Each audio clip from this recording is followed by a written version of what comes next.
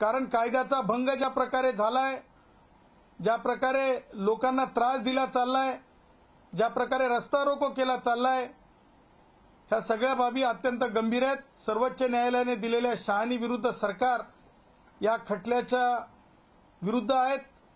त्याचबरोबर म्हणजे त्या खटल्यात दिलेल्या निर्देशांचं पालन न करणारे आहेत. त्याचबरोबर नव्याने जे कायदा अस्तित्वात, रूल्स अस्तित्वात आले की कशा प्रकारचं आंदोलन असावं, किती लोक असावेत, त्यांची संख्या किती असावी, त्या सगळ्या कंडिशन जे मनोज जरंगे यांच्या आंदोलनात देण्यात आल्या होत्या त्यांचा भंग करून हे आंदोलन चालू आहे. मनोज जरंगे कायद्यापेक्षा मोठा नाही.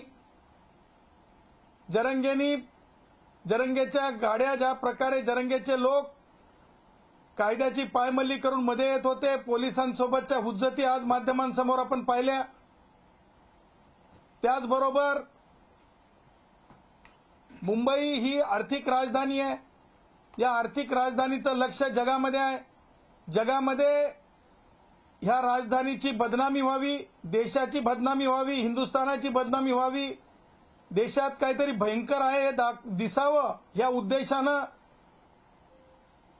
सीएसटी स्टेशनच्या जवळ ज्या प्रकारे रस्ता रोको करण्यात येत होता, हे सगळं काही आंतरराष्ट्रीय राष्ट्रीय स्तरावर एक अनागोदी दिसायला यावी, काहीतरी अघटित घडवण्याचा उद्देश, पोलिसांना त्रास देऊन पोलिसांकडून कारवाई होईल आणि त्यातून विक्टीम कार्ड खेळता येईल, हे सगळं कुभांडित आहे.